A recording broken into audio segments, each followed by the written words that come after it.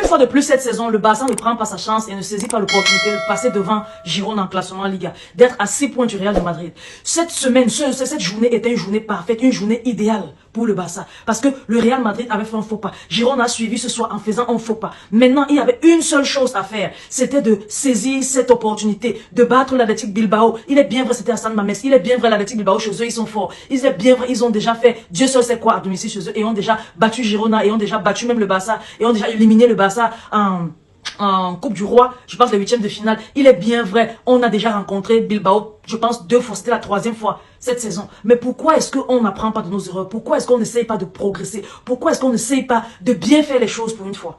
Bonsoir à tous, j'espère que vous portez super bien. S'il vous plaît les gars, partagez la vidéo, partagez. Quand le Barça donne les qualités de performance aussi, oui, il y a plusieurs raisons. Vous allez me dire, on a plusieurs excuses et tout. Mais après tout, après ces performances aussi, nous on est là, on est obligé de prendre les caméras, on est obligé de faire les débriefs, on est obligé de parler avec vous. On a aussi envie de nous coucher, de dormir et de ne plus parler de ça, de ne plus penser. Mais nous sommes obligés parce qu'on a choisi de faire ça. On a choisi de faire ça avec vous. Du coup, quand on vous demande s'il vous plaît partager, il faut partager. Abonnez-vous, abonnez-vous. Laissez vos avis en commentaire, ça nous plaît, ça me plaît particulièrement à moi de vous lire. Dites-moi ce que vous en pensez de la situation en commentaire. Voilà, la journée avait très bien commencé.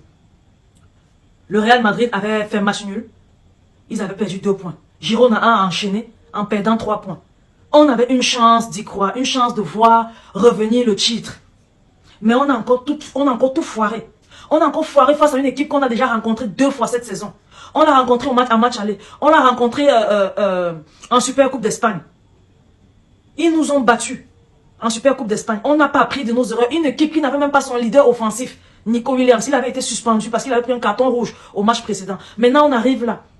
Il est bien vrai, nos joueurs sont blessés durant le match. Il est bien vrai, on a eu des petits problèmes durant le match. Mais il fallait conclure, il fallait bien faire les choses. Il fallait marquer à temps, il fallait être lucide face au goal. Il fallait être lucide face au goal, il fallait marquer. À quoi sert d'aller sur le terrain, à quoi sert des attaquants sur le terrain s'ils ne marquent pas? La défense a bien fait son travail, on n'a pas encaissé. Le gardien a bien fait son travail, on n'a pas encaissé. Pourquoi est-ce que l'attaque n'a pas bien fait son travail? Parce qu'il faut parfois pointer du doigt certaines personnes. Si on n'a pas gagné aujourd'hui, c'est la responsabilité de l'attaque pour moi. On va dire oui, il y a des blessés. On va dire oui, le banc n'est pas fourni. Pourquoi est-ce que d'autres équipes réussissent? Pourquoi est-ce que d'autres équipes réussissent? Parce que les blessés ne sont pas seulement au Barça. Il y a des blessés à Manchester City, il y a des blessés à Liverpool, il y a des blessés au Bayern Munich, il y a des blessés à Paris, au Real de Madrid. Il y a des blessés partout. Chaque jour, des joueurs se blessent. Pourquoi est-ce que chez nous, c'est toujours 2 fois plus? Pourquoi est-ce que chez nous, on se blesse 2 fois plus qu'ailleurs? Commencez déjà à vous poser les bonnes questions et puis essayez d'arranger le problème.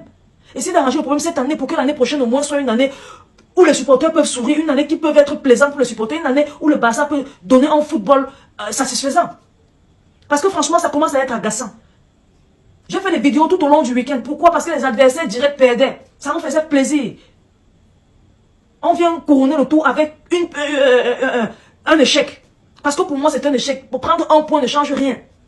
Prendre 1 point ne change rien. Ça n'améliore pas notre situation. On reste 3e de Liga. On ne parvient même pas à sécuriser la 2e place. Non, mais c'est décevant pour moi. Pour moi, je trouve que c'est très décevant. Changer de préparateur physique. Si celui-ci, à chaque fois qu'il prépare les joueurs se blessent immédiatement après la sortie des hôpitaux, ou bien la sortie de maladies, de blessures. Après qu'il revienne de blessures, il se blesse encore. Si ça se répète beaucoup trop. Il faut changer quelque chose. Il faut changer le préparateur physique. Il faut, je sais pas, l'équipe médicale. Il faut faire quelque chose. Il faut rendre ces joueurs solides. Il faut rendre ces joueurs solides. Je sais pas. Ils sont peut-être pas assez musclés. Pourquoi est-ce qu'ils se blessent tout le temps? Pourquoi est-ce qu'à chaque chute, ils doivent se blesser?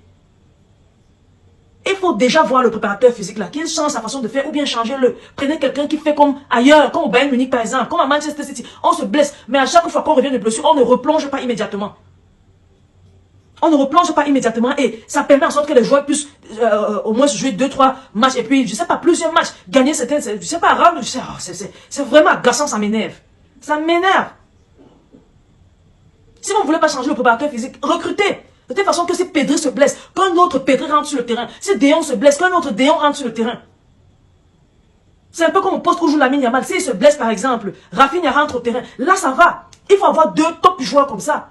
On va nous dire problème d'argent. Le Barça a une main assez forte pour nous lever beaucoup de leviers. Ils ont un bras assez solide pour lever beaucoup de leviers. Maintenant, ils sont en train d'aller discuter avec les agents de Erling Haaland. Voir si ça sera possible de les faire venir à Barcelone. Vous voyez que l'argent n'est pas vraiment un très gros problème. Quand on veut, on peut. La preuve en est que la saison dernière, durant le mercato, on s'était dit on ne peut même pas recruter. Bien au contraire, on doit vendre et essayer de gérer le reste de l'équipe comme ça. Mais non, on a levé, on a fait tel levé de trucs, on a levé tel levier, levé l'autre levier, on a récupéré des fonds par-ci, par-là. Voilà, on est en train de changer un équipementier. Tout ça, ça rapporte, ça va rapporter de l'argent. Trouvez-nous des top joueurs et leurs doubleurs qui sont de qualité. Il est inconcevable que quand Deon se blesse, on commence à se regarder. Parce qu'on ne sait pas qui est-ce qu'on va faire entrer.